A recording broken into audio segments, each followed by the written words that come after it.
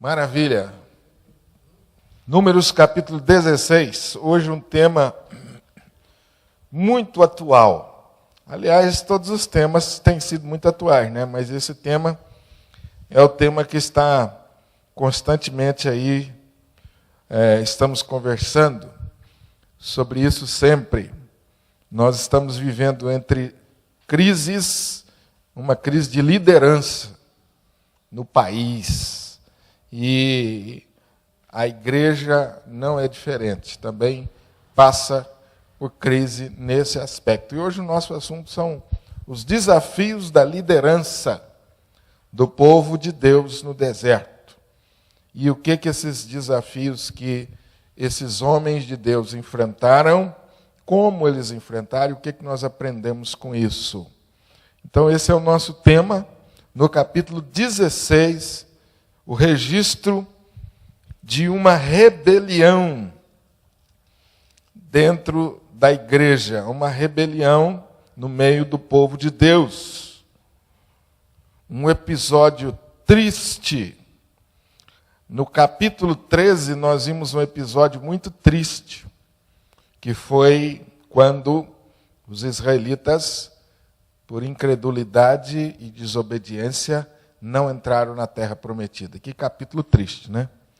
E agora nós estamos vendo mais um capítulo triste, riquíssimo de lições, porque diz os autores que inteligente, sábio é aquele que aprende com os erros dos outros, não é? Não precisa errar para você aprender, é só se observar quem errou para você não errar. Então, olhando para esse texto, nós vamos aprender com os erros do povo de Israel, dessa igreja, do povo que é o povo de Deus no Velho Testamento.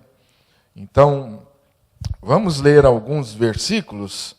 O texto é longo, como nós temos feito, eu vou lendo os versículos à medida que nós vamos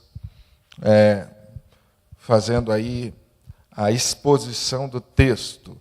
Na verdade, nós vamos ver capítulo 16 e capítulo 17. Corá, filho de Izar, filho de Coate, filho de Levi, tomou consigo a Datã e a Abirão, filhos de Eliabe, e Aon, filho de Pelete, filhos de Ruben. Levantaram-se perante Moisés com 250 homens dos filhos de Israel, príncipes da congregação, eleitos por ela, varões de renome, e se ajuntaram contra Moisés e contra Arão e lhes disseram: basta, pois que toda a congregação é santa, cada um deles é santo, e o Senhor está no meio deles, porque, pois, vos exaltais sobre a congregação do Senhor? Tendo ouvido isto, Moisés caiu sobre o rosto. E falou a Corá e a todo o seu grupo, dizendo: amanhã pela manhã o Senhor fará saber quem é dele, quem é o santo que ele fará chegar a si. Aquele a quem escolher fará chegar a si. Fazei isto. Tomai vós incensários, Corá e todo o seu grupo, e pondo fogo neles amanhã sobre eles, deitai incenso perante o Senhor. E será que o homem a quem o Senhor escolher, este será o santo. Basta-vos, filhos de Levi.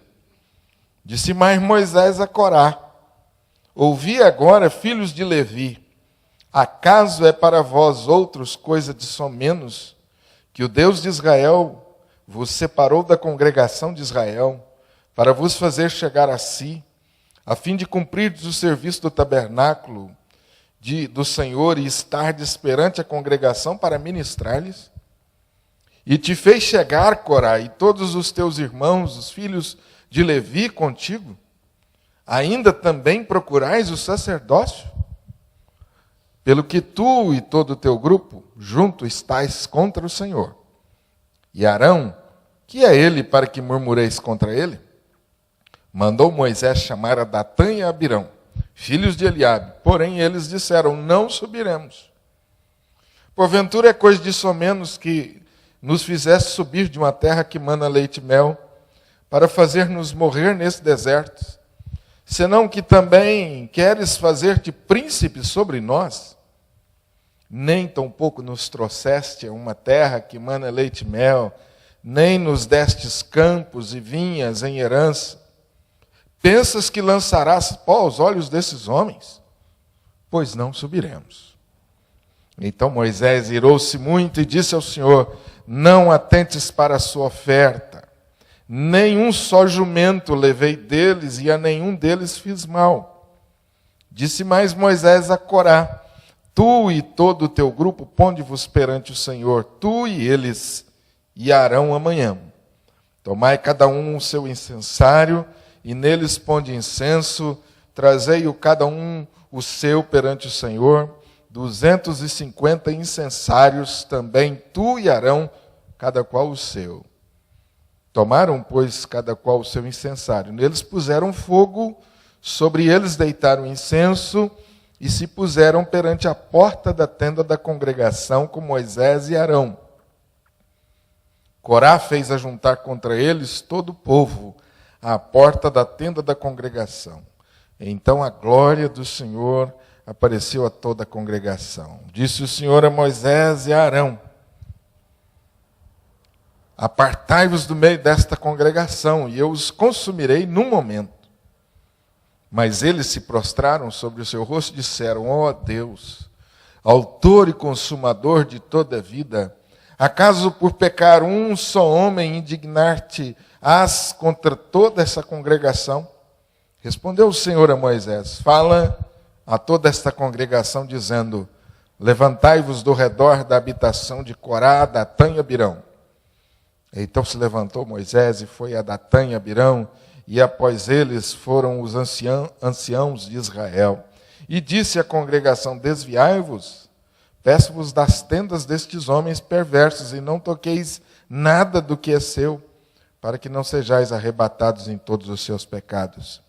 Levantaram-se, pois, do redor da habitação de Corá, Datã e Abirão, e Datã e Abirão saíram e se puseram à porta da sua tenda, juntamente com suas mulheres, seus filhos e suas crianças. Então disse Moisés, nisto conhecereis que o Senhor me enviou a realizar todas estas obras, que não procedem de mim mesmo.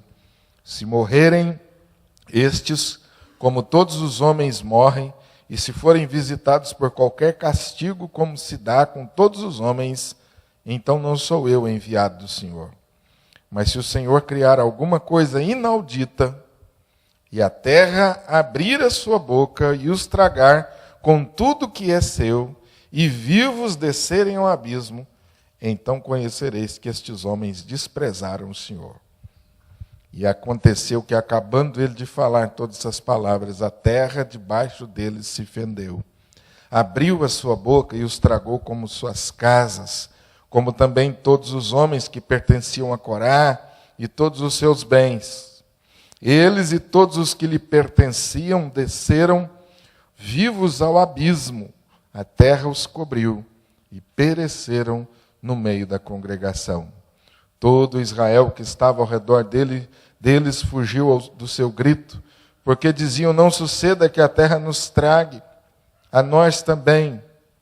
Procedente do Senhor saiu fogo e consumiu 250 homens que ofereciam o incenso. Irmãos, Deus abençoe essa palavra. Vamos ler até aqui e aplique ao nosso coração. Amém? Os irmãos conseguiram pegar a história do texto? O que mais chamou a atenção dos irmãos nesse texto?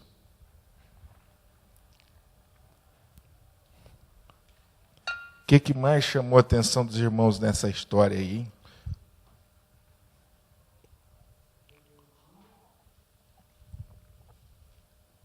Rebeldia. Rebeldia, hein? E o juízo de Deus. Cadê o microfone? Está aí? Eu vou repetindo, por enquanto. Quando for uma fala mais longa, senão você não vai parar. Rebeldia e o juízo de Deus.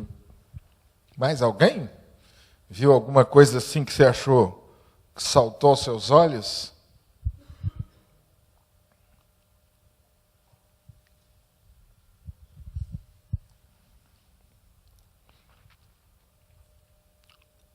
Os 2 capítulos, 16 e 17, eles registram desafios muito claros, evidentes à liderança de Moisés e Arão.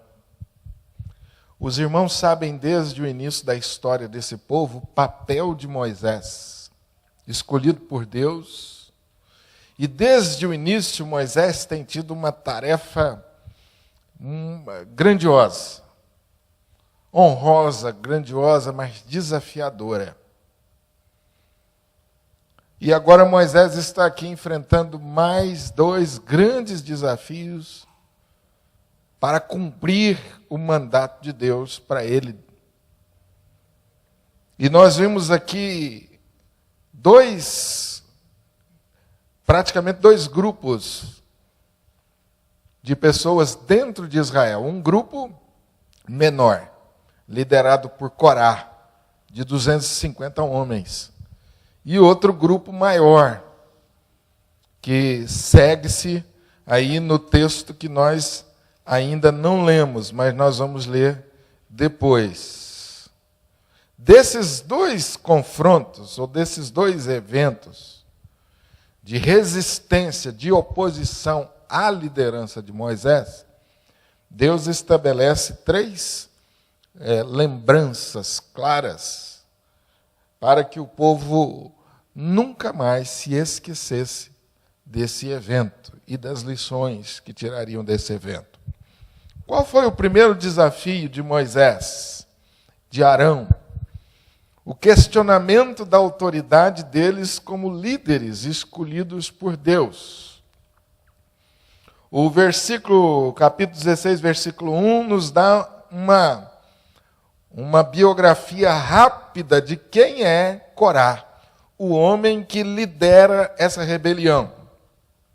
Corá, filho de Izar, filho de Coate, filho de Levi. Esse homem, pelas referências aqui do texto, era um homem de liderança eminente no meio do povo. Pela sua genealogia, a gente percebe isso. Também porque esse homem tinha influência sobre tantos outros, a ponto de ele conseguir reunir 250 homens, príncipes de Israel, que foram eleitos pelo próprio povo para liderar. Então, Corá não era um homem despreparado, não era um homem sem nenhuma referência, sem nenhuma instrução. Não foi um homem que caiu de paraquedas onde ele estava. E esse homem se levanta e questiona, junto com os seus companheiros aí, a liderança e a autoridade de Moisés e Arão sobre o povo de Israel. O comentarista Warren Warbs, nome difícil de falar, diz que quando há murmuração e rebelião no meio do povo de Deus, normalmente há motivos declarados e motivos ocultos. E a leitura do texto nos dá exatamente essa visão. Quando Corá e o seu grupo de 250 varões de renome foram até Moisés, eles apresentaram a Moisés uma queixa. Qual é a queixa que eles apresentaram? Moisés, você está monopolizando as decisões. Todas as decisões é você que toma. Você e Arão que toma. Moisés, não está dando a nós a oportunidade de participar das decisões. Esse era o questionamento deles. E veja o argumento de Datã, de Corá. Afinal, todo o acampamento, todo o povo de Israel, é reino de sacerdotes. Ou seja, do jeito que Deus pode falar com você, Ele pode falar conosco também. Veja que esse homem não é fraco de argumento, não. O que ele disse está errado. O povo não é reino de sacerdotes mesmo? Êxodo, Deus já havia dito isso acerca do povo. Que todo o povo era reino de sacerdotes. Então, de certa forma, Corá está se levantando aqui dizendo, olha Moisés, quem é você e Arão? Vocês se acham melhores do que o restante de nós? Esse foi o motivo declarado, o primeiro motivo declarado. Agora há um segundo motivo declarado na segunda etapa desse desfecho, que é quando, no versículo de número 12, depois do primeiro encontro com Corá, Moisés mandou chamar os companheiros de Corá, de rebelião. Quem eram eles? Datã e Abirão. Mandou chamá-los para uma conversa.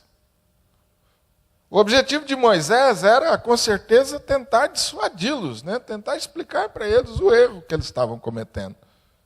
E convocou eles para uma reunião. E qual foi a resposta deles? Versículo 12. Não vamos para essa reunião com você, não. Não subiremos. Veja que a rebelião e a insubordinação já estava plantada no coração desses homens, a ponto de eles não quererem conversa. Mas interessante a resposta deles. A resposta deles é diferente da primeira. O argumento deles é diferente do primeiro argumento. O primeiro argumento é, você monopoliza as decisões. Você acha que Deus fala só através de você e toma as decisões e comunica a nós. Nós não participamos disso, nós queremos participar das decisões. Nós queremos uma forma de governo mais democrática. Isso foi o primeiro argumento declarado. O segundo, veja qual foi a resposta. Versículo 13. Eu queria que os irmãos interpretassem isso para mim aí. Faça um exercício aí na sua leitura. Qual foi a resposta com as suas palavras? Por que nós não subiremos e qual é o argumento deles para não mais acatarem a Moisés e Arão? O que eles estão dizendo? Podem falar, viu, gente? O 12, Moisés manda convocá-los. No 13, eles respondem. Eu quero que vocês interpretem aí com as palavras de vocês a resposta deles. Com a palavra de vocês. O que eles responderam aí, Belô? O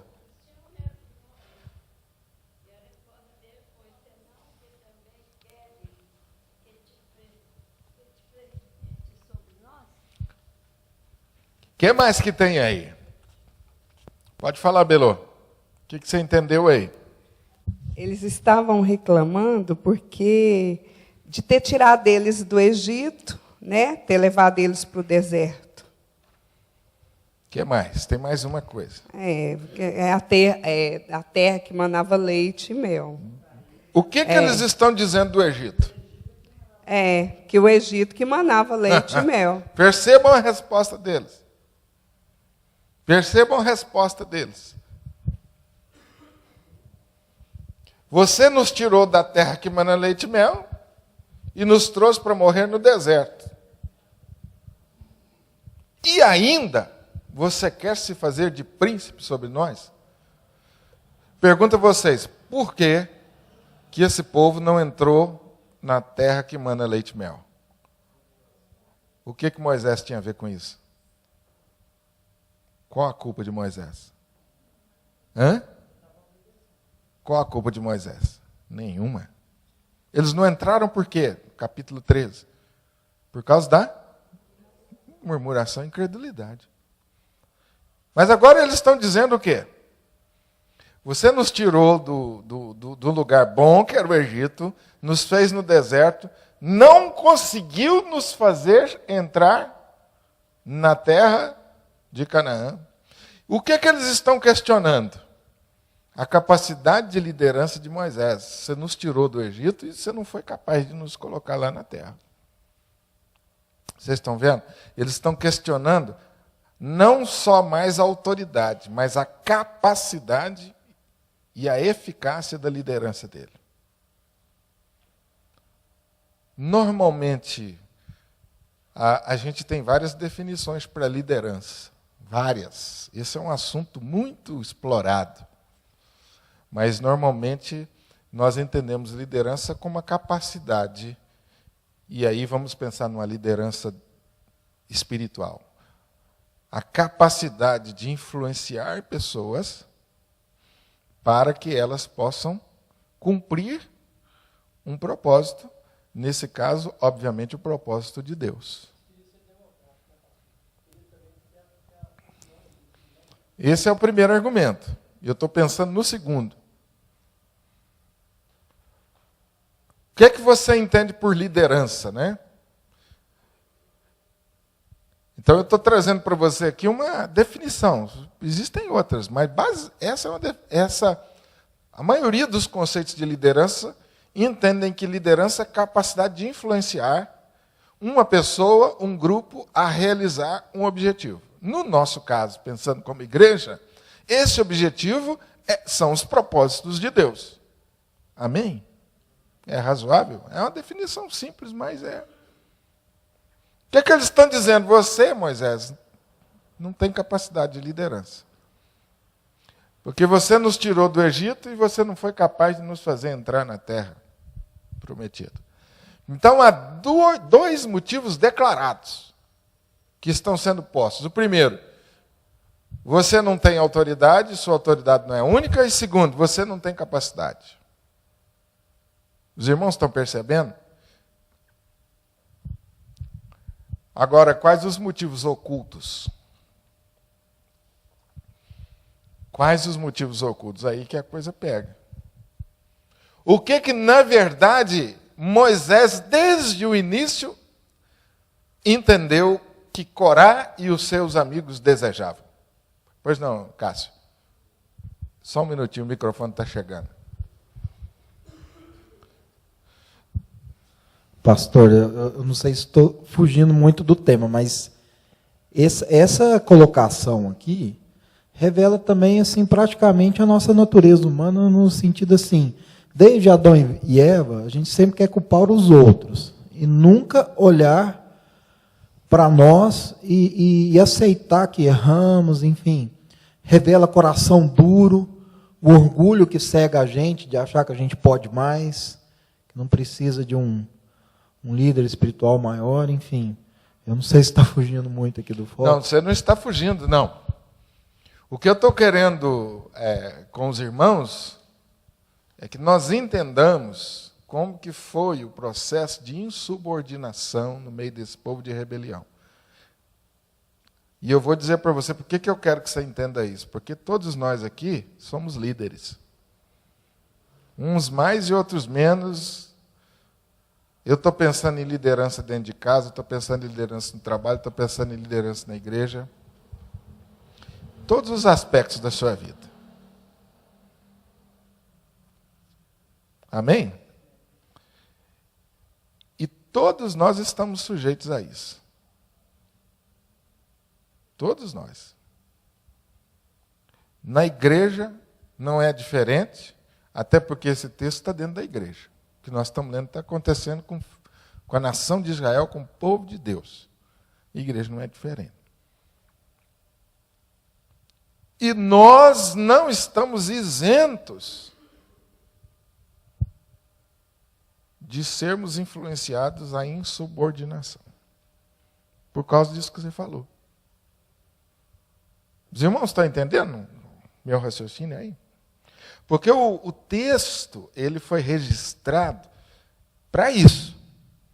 Para que nós, como igreja, entendamos um pouco mais sobre liderança segundo Deus e como que a insubordinação nasce no meio de um grupo, de uma equipe. E como nós resolvemos, como nós tratamos isso. Porque essa é uma das coisas mais desafiadoras para a liderança. Oposição, insubordinação e rebelião. Isso é uma das coisas mais desafiadoras. E nós estamos vivendo dias assim. Nós estamos vivendo em dias em que a igreja está oscilando nos extremos. Primeiro, nós temos líderes dominadores. E segundo, nós temos uma igreja insubordinada, que não sabe respeitar, acatar a autoridade. Nós temos os dois extremos. E nós precisamos lidar com isso, a partir de nós mesmos. Eu, como pastor, eu vejo isso toda semana. E cada vez, daqui a pouco eu não tenho nem mais cabelo para ficar arrepiado. Com coisas que eu ouço que pastores estão fazendo, que líderes estão fazendo. E hoje, com a internet, isso ficou fácil demais. A gente fica revoltado. E a igreja cheia. E esses homens usando o nome de Deus para manipular, para dominar, para explorar as pessoas. Horrível. É horrível o que nós estamos vivendo. Mas, por outro lado, meus irmãos, eu estou vendo uma igreja nos nossos dias insubordinada. Crentes que não aceitam serem disciplinados. Crentes que não aceitam ouvir o não. Crentes que não aceitam qualquer coisa que não seja exatamente a sua vontade. E a gente está vendo hoje um fenômeno na igreja que é as pessoas, todo domingo, estão numa igreja diferente. E você pergunta às pessoas que igreja que ele é, ele fala, eu estou frequentando lá. Aí você encontra com ele de novo, não, eu estou em outro lugar. No outro mês eu já estou em outro lugar. Esse é um fenômeno que nós estamos vendo na igreja hoje, que isso não é, isso sempre aconteceu, mas hoje está demais. Há 30, 40 anos atrás, a regra era, eu estou nessa igreja que eu vou morrer. É ou não é, gente? Quem tem mais cabelo branco do que eu aí? Essa não é a regra ou não? Eu estou aqui, eu vou morrer. Isso há uns 40, 50 anos atrás. Hoje, já era. Pastor, Sim. A gente vê a atitude de Corá aí, e a gente percebe claramente, na verdade, a gente faz uma leitura do que ele estava buscando. Né? Claro que tinha os motivos aparentes, né? O senhor falou sobre os motivos ocultos, e eu vejo que o motivo dele aí, mas é um motivo que nós vemos aqui nos nossos dias, assim, a coisa mais visível do mundo que eu percebo é que quando se tem um grande líder, outros querem imitá-lo, ou outros querem ser como ele, ou outros querem ocupar o lugar dele. Ou às vezes não ocupar o lugar dele, mas ser como ele em outro lugar. Destituí-lo para ser um líder conhecido, famoso, buscar reconhecimento, uma liderança forjada, que é o caso que aconteceu aqui na minha visão. Sem dúvida. Né? Ele falou assim, não é só você que pode fazer isso, eu também posso. Ou nós também podemos. Na verdade, ele começou falando que nós também podemos. Ele não falou ele, né, mas falou que nós também podemos. E como a gente vê isso nos dias de hoje, pessoas imitando aí nessas comunidades, a gente vê muito isso. Até o jeito de falar, o jeito de pronunciar, imitando a outros. Outros que são líderes mais, vão chamar de graduados, só para poder entender. Né? Então, a busca do poder, se pudéssemos resumir numa palavra, numa frase, né? A busca do poder, como se isso fosse levá-lo à terra prometida, como no céu, ou salvá-lo. Então a gente vê um motivo muito claro de Corá com seus amigos, é que ele queria também ocupar o lugar dele. E isso a gente vê muito isso hoje, né? E Moisés diz aí, onde eu coloquei motivos ocultos, Corá desejava que os levitas tivessem os mesmos privilégios que Arão e seus filhos. Versículo 10 é isso. Olha o que Moisés diz. Corá e todos os teus irmãos, os filhos de Levi contigo, ainda também. Procurais o quê? Vocês são levitas, vocês já têm uma posição de honra. Mas vocês estão querendo ainda mais o lugar de Arão e seus filhos? Vocês estão entendendo aí?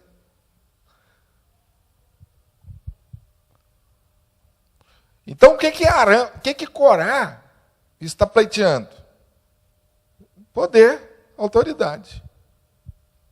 Com que propósito? Aí que está o ponto. Porque é o que você falou, presbítero Zé Maria, que a gente percebe claramente que esses motivos nem mais ocultos são, já são claros. Então a gente poderia até tolerar alguém que quer imitar o outro. Imitar, que eu digo assim, tomar como exemplo, a gente até pode tolerar, mas qual é o propósito disso? Né? Essa aqui é a questão. Qual é o propósito disso? Né? E esse era o problema de Corá e a sua liderança que Moisés percebeu.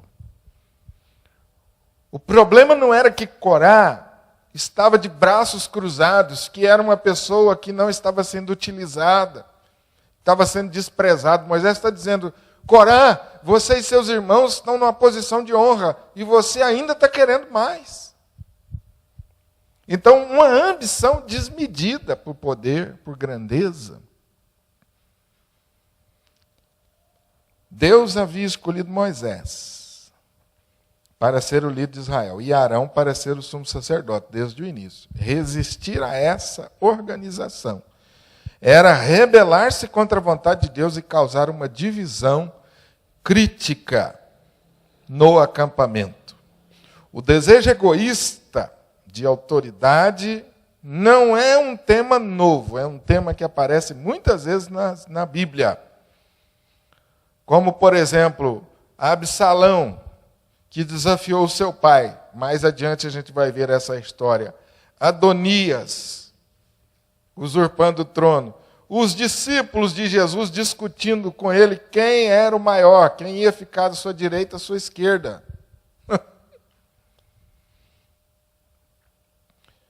Também no Novo Testamento aparece uma figura chamada Diótrefes. Até o nome dele é estranho. E a Bíblia, e o apóstolo João diz que Diótrefes gostava de o quê? Ele condena por quê? Ele gostava de exercer a primazia, ele gostava de aparecer, como a gente fala nos nossos dias. Ele gostava de ter a palavra final. A palavra final tinha que ser dele, a ideia tinha que ser dele. Ele tinha que fazer o arremate final. Tinha que ter o dedão dele, tinha que ter a... Muito bem, está claro para nós o que estava por trás dessa rebelião. Interessante, né, meus irmãos? É como que isso é contagioso, né? Porque se você for pensar bem, os argumentos de Corá não foram fracos, não. E a capacidade de influenciar de Corá era muito grande, olha. Ele influenciou 250 príncipes. O homem não era fraco, não. Ele foi um líder eminente mesmo. Olha como que a raiz da insubordinação e da rebelião despontou no coração desse homem. Que coisa tremenda. Agora, vamos ver aí o ponto positivo desse texto. Como que o Moisés age. No versículo 4 a 11. Quando Moisés está diante dessa situação, o que ele faz? Qual é a atitude dele? Mais uma vez, prostrou-se com o rosto em terra diante do Senhor. Primeira atitude dele. Não discutiu com Corá, porque desde o começo Moisés sabia o que estava por trás disso. E Moisés sabia que eles estavam lutando, não era contra Moisés. A resistência não era contra Moisés, a resistência contra... Meu irmão, põe isso no seu coração. Se você é um líder escolhido por Deus, a resistência não é contra você. Põe isso no coração. Põe isso no coração. A resistência não é contra você, não. Se você é escolhido por Deus, relaxa. Você já sofreu oposição dentro da igreja, fora da igreja? Acho que todos nós já tivemos esse desprazer, não é? Agora, é um desafio para nós. Por isso que eu coloquei aqui desafio para nós como líderes, fazer o que Moisés fez, né, gente? Às vezes a gente, em vez de colocar o rosto em terra, a gente quer partir para cima, não é? Nós estamos com a razão. Quem me pôs aqui não foi eu que pedi, foi Deus que me escolheu. Eu quero partir para cima. Moisés é tremendo, né? Que atitude exemplar. Moisés confia em Deus e sabia que Deus mostraria a Corá e aos seus seguidores que eles estavam errados. Moisés, então, sabiamente propõe uma prova simples. Se Corá e seus homens eram de fato sacerdotes aceitáveis aos olhos de Deus, então eles tomassem os seus incensórios e levassem ao tabernáculo. Eu não sei se eu escrevi errado, incensórios ou incensários. Na Bíblia está incensários? Então vocês me perdoem aí. Não sei de onde eu tirei esse O aqui não, viu? Só a Bíblia está Coré. Isso aí é uma variação natural. Deixa eu conferir aqui na minha Bíblia de onde eu tirei isso. Pois é.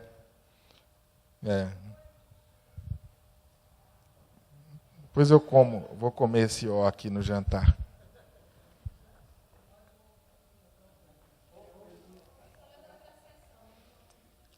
Não, eu sabia que era incenso. Sua Bíblia tem incensório? Então não está errado, não. Então é uma variação. Foi a versão que eu peguei. Sem dúvida, os rebeldes se lembrariam do que havia acontecido com Nadab e Abiú. Vocês estão lembrados de Nadab e Abiú? Nós estudamos a história de Nadab e Abiú, que levou fogo estranho perante o Senhor. E eram sacerdotes. Então, o que Moisés fez? Vamos fazer o mesmo teste que aconteceu no passado. Aqueles homens deveriam ter tido temor a Deus, né? Falou, olha, não vamos cair naquela, não. Mas não, eles foram em frente. O versículo 12 ao versículo 17, principalmente aí o versículo 15, é claro que Moisés irou-se. Poucas vezes nós vamos ver na história Moisés se irando desta maneira. Moisés pecou? O líder pode irar-se? O líder pode irar-se? Pode irar-se, Wesley? O líder?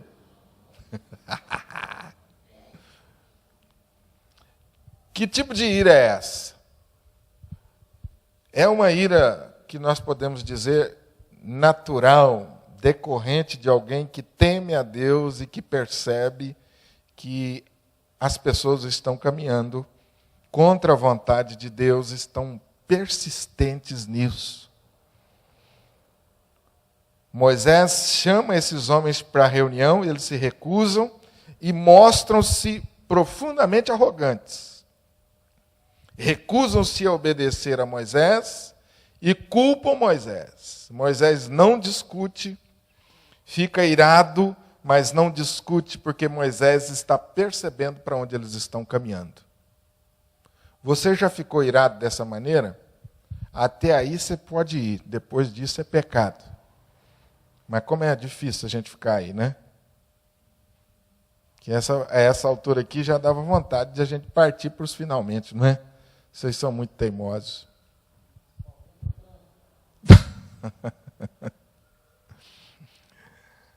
E então Moisés não discute e, de novo, Moisés ora ao Senhor pedindo que Deus o defenda. A ira de Moisés não era uma exasperação egoísta, ou seja, Moisés não está preocupado com a sua posição. É nisso que eu estou querendo dizer com exasperação egoísta, ou seja, eu vou defender a minha posição, porque se esses homens ocuparem aqui o sacerdote, eu vou perder o meu lugar. Não foi isso que Moisés está fazendo. A indignação de Moisés é a indignação justa de um homem de integridade que buscava somente a glória do Senhor. Existe uma ira justa que o povo de Deus deve sentir quando os pecadores desprezam a vontade de Deus e tentam outros a pecar. Irmãos, a gente aprende isso com o tempo. Quem ocupa a posição de liderança não precisa defender a sua posição se Deus te colocou lá. Amém? Se Deus te colocou, não precisa. Deus te colocou. O cargo pertence a Deus. A função pertence a Deus. A unção é de Deus. Ele te colocou, fica. Quando ele não quiser mais, você sai, pronto. Mas não precisa você se defender. Isso é difícil. Mas esse é para a gente, como liderança, aprender a como nós enfrentarmos isso. Se nós temos a convicção de que somos escolhidos por Deus. A manifestação da glória de Deus, o justo juiz. Na manhã seguinte, Corá e seus seguidores, com seus incensórios, ficaram à entrada do tabernáculo. Então a glória do Senhor apareceu, e a voz do Senhor falou, e Deus manifestou o seu juízo. Como líderes escolhidos por Deus, Moisés e Arão prostraram-se com o rosto em terra e intercederam pela nação. Por que todos deveriam morrer em função do pecado daqueles homens? Esse foi o argumento de Moisés. Então Deus advertiu o povo para que se afastasse dos revoltados, dos revoltosos. E então Deus manifestou o seu juízo e mais uma vez deixou muito claro para os israelitas que eles deveriam aceitar a autoridade dos líderes que Deus havia escolhido. Amém? Pois não, querido.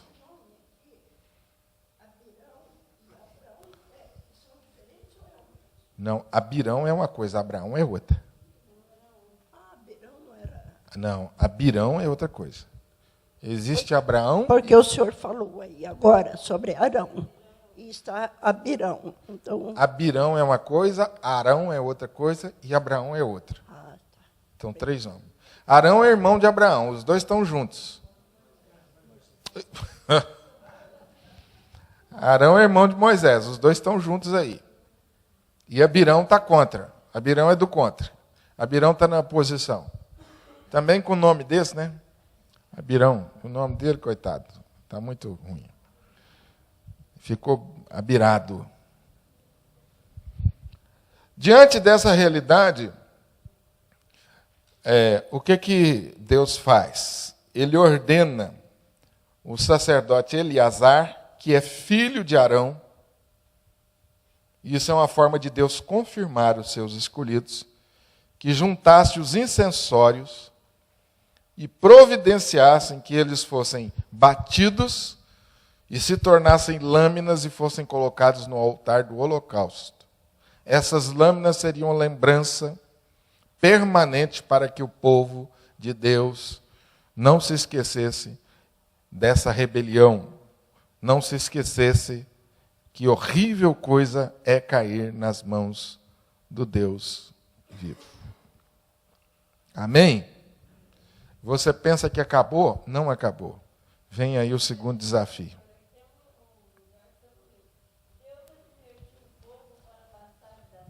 De Corá, Datã, Abirão.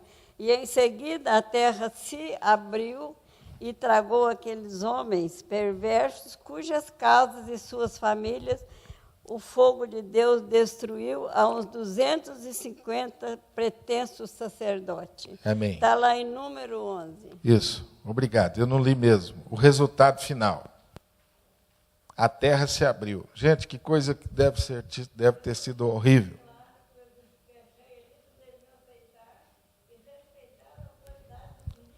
Isso mesmo. Isso mesmo, dona Luzia. Eu não dei enfoque nisso aí. Ó. Gente, vocês imaginam que situação? Que coisa terrível isso. A terra se abrir e engolir esse povo vivo. Não dá nem para a gente imaginar um negócio desse, né? E aí você pensa o seguinte, olha, com essa o povo aprendeu. Não. Aí vem de novo.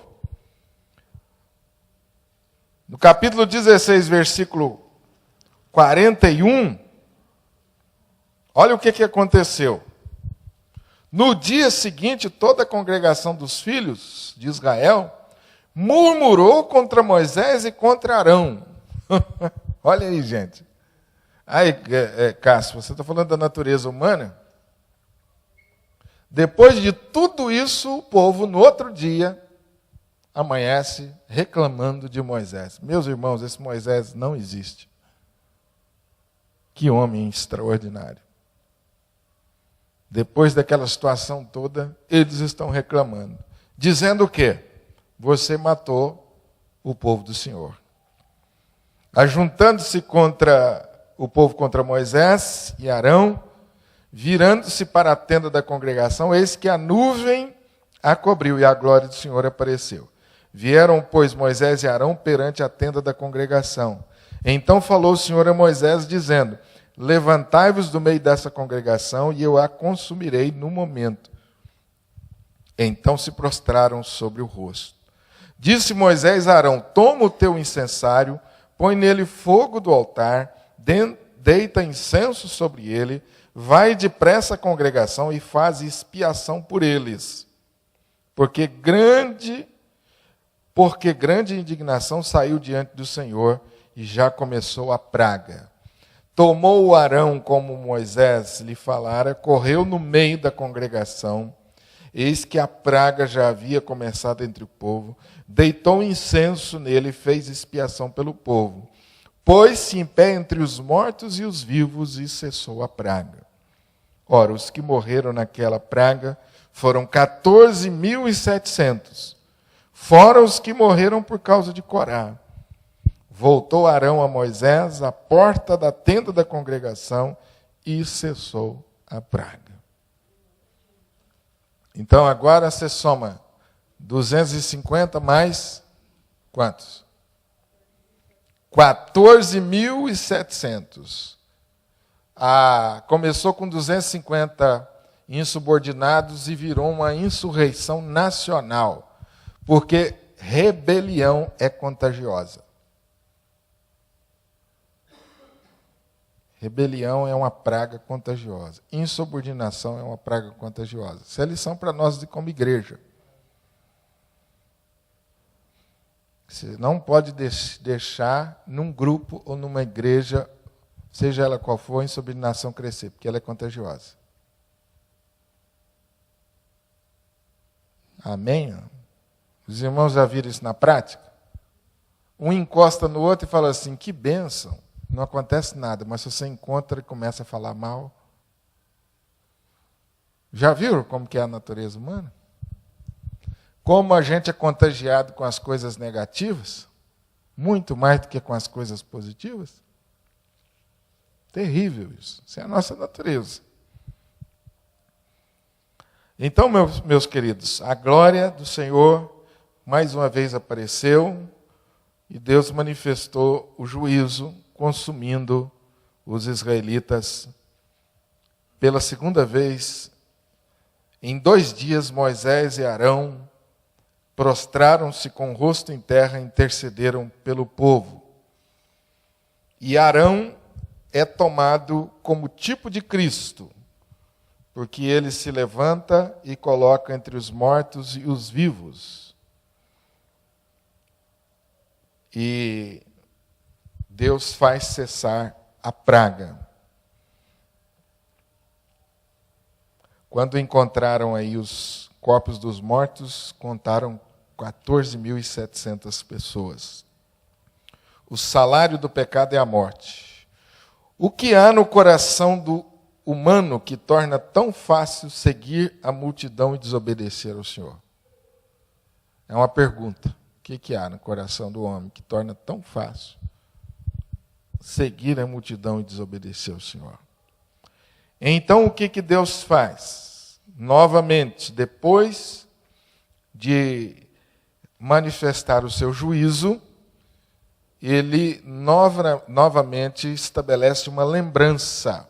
O capítulo 17. Vou resumir para os irmãos, por causa do tempo. Disse o Senhor a Moisés: fala aos filhos de Israel e recebe de cada um deles, um pela casa de cada pai, e de todos os seus príncipes, segundo a casa de seus pais, isto é, 12 bordões. Escreve o nome de cada um sobre o seu bordão, ou seja, um bordão para cada tribo. Porém, o nome de Arão escreverá sobre o bordão de Levi, porque cada cabeça da casa de seus pais terá um bordão, e porás na tenda da congregação, perante o testemunho, onde eu vos encontrarei. O bordão do homem que eu escolher, esse florescerá. Assim farei cessar de sobre mim as murmurações que os filhos de Israel proferem contra vós. Falou, pois, Moisés aos filhos de Israel, e todos os seus príncipes lhe deram bordões. Cada um lhe deu um segundo as casas de seus pais, 12 bordões, e entre eles o bordão de Arão. Moisés pôs estes bordões perante o Senhor na tenda do testemunho. No dia seguinte, Moisés entrou na tenda do testemunho, e eis que o bordão de Arão pela casa de Levi brotara, e tendo inchado os gomos, produzira flores, e dava amêndoas. Então Moisés trouxe todos os bordões de diante do Senhor, a todos os filhos de Israel, e eles o viram, e tomou cada um o seu bordão. Disse o Senhor a Moisés: torna a pôr o bordão de Arão perante o testemunho, para que se guarde por sinal para filhos rebeldes. Assim farás acabar as murmurações contra mim, para que não morram. E Moisés fez assim, como lhe ordenara o Senhor, assim fez. Então falaram os filhos de Israel a Moisés, dizendo: eis que expiramos, perecemos todos. Todo aquele que se aproximar do tabernáculo do Senhor morrerá acaso? Expiraremos todos? Os irmãos entenderam aí também? Amém? Qual foi o último lembrete que Deus estabeleceu? O bordão de Arão foi o único dos 12 que floresceu. E foi colocado dentro da arca do testemunho. E todas as vezes que o povo ia cultuar a Deus, eles percebiam e eles entregavam o seu bordão, e eles viam que o único bordão que tinha flores, tinha florescido, era o bordão de Arão. E isto seria uma lembrança para com os filhos, para que os filhos rebeldes evitassem, a insubordinação e a rebeldia. Mas uma coisa interessante aí, vocês viram o que o povo disse a Moisés? Com tudo isso aí, o que o povo disse para ele? No último versículo? Isso. Moisés, quer dizer que agora todo mundo que se aproximar vai morrer? Deus não tinha falado nada disso. O povo ainda não está entendendo a manifestação de Deus. Eles ainda não estão entendendo, não entenderam tudo. Eles estão com medo do quê? Das consequências. Mas não estão temendo a Deus ainda. Vamos concluir. eu escrevi aí, eu transcrevi um comentário de Matthew Henry sobre Arão. Arão era tipo de Cristo.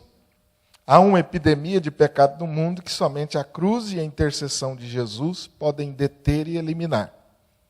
Ele interpõe-se entre os mortos e os vivos, entre o juiz eterno e as almas condenadas. Admiramos a pronta devoção de Arão. Sem dúvida que Deus esclareceu seu amor para conosco, em que, sendo nós ainda pecadores, Cristo morreu por nós. Então, a ação de Arão é tomada como tipo da ação de Cristo, que se interpõe entre o juízo de Deus e as vidas que foram condenadas. O que é que nós concluímos aqui? Nenhuma sociedade pode funcionar sem ordem, sem subordinação. Alguém precisa exercer liderança. Os pais têm autoridade sobre o lar, os professores sobre a sala de aula. Tem mesmo? Por isso que está essa bagunça, né? Os professores perderam a autoridade na sala de aula, os alunos agora que mandam, né? Então, a gente está vendo aí o que está virando as escolas, né? Infelizmente. Tiraram a autoridade dos professores, deram aos alunos. Os administradores, autoridade sobre as fábricas. Os escritórios, os governantes sobre a cidade ou a nação. Quando esse tipo de ordem se desestrutura, a sociedade se vê em sérios apuros. Tranquilo, gente? Ou seja, em qualquer lugar precisa existir ordem. Precisa existir liderança. Qualquer lugar. O lugar mais importante da vida cristã é aquele que Deus escolhe para nós. O lugar que Ele preparou para ocuparmos. O mais essencial não é a posição, mas sim a fidelidade em realizar o trabalho que Deus nos deu. Todo membro da igreja, o corpo de Cristo, tem um dom espiritual, pelo menos, a ser usado para servir os outros. E, portanto, cada membro é de grande valor para Deus e para a igreja. 1 Coríntios 12, todo o capítulo de 1 Coríntios 12 fala sobre isso, que Deus dispôs os membros do corpo conforme o seu querer e deu a cada um deles uma função. Assim também é a igreja. Então, quando a mão quer ocupar o lugar do pé, o pé quer ocupar o lugar dos olhos, há uma confusão tremenda. E Deus falou assim é na igreja. Então, Deus dispôs a nação de Israel, organizou de uma forma que Corá e seus revoltosos não aceitaram.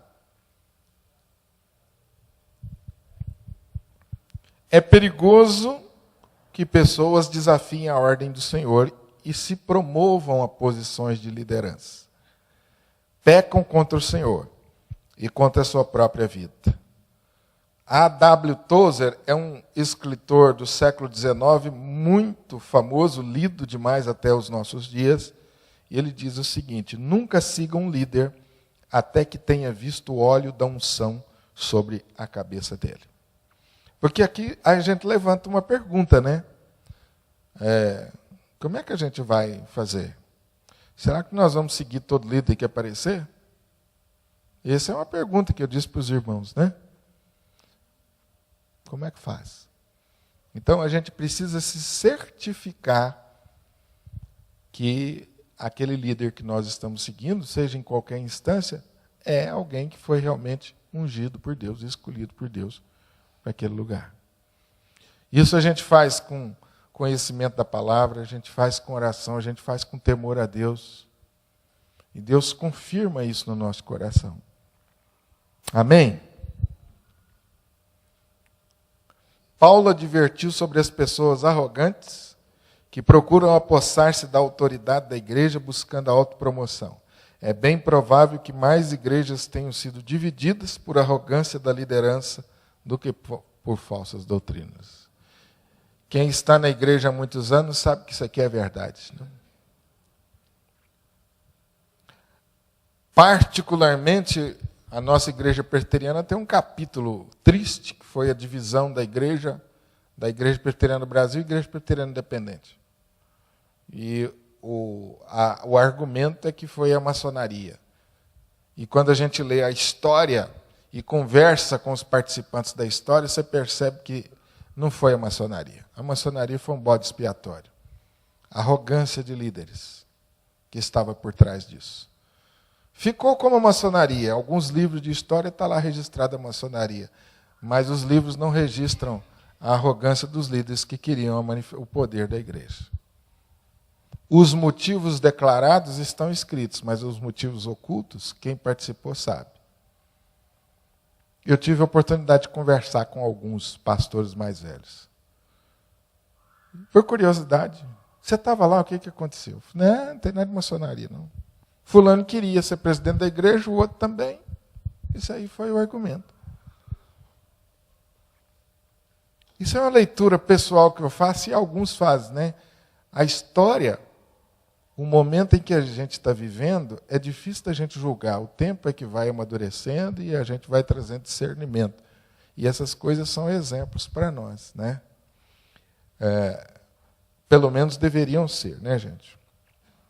O Senhor deu a Israel 3 lembretes para encorajar a nação a obedecer suas leis e sujeitar-se à sua vontade. As borlas nas vestes, que foi o texto da semana passada, as lâminas de bronze que nós vimos hoje e a vara de Arão, que floresceu no Santo dos Santos. A fim de encorajar a igreja hoje a sermos filhos obedientes, o Senhor nos deu a sua palavra, o Espírito Santo que habita em nós, que nos faz lembrar isso, a ceia do Senhor, que nós celebramos por ordem de Jesus, para nos fazer lembrar da sua morte e da sua volta. A palavra de Deus nos assegura que nós temos a Jesus como intercessor no céu. Portanto, antes de julgarmos o povo de Deus na antiguidade, talvez seja melhor examinarmos nosso próprio coração e vermos se nos submetemos à autoridade da sua palavra e dos líderes que Deus escolheu. Amém?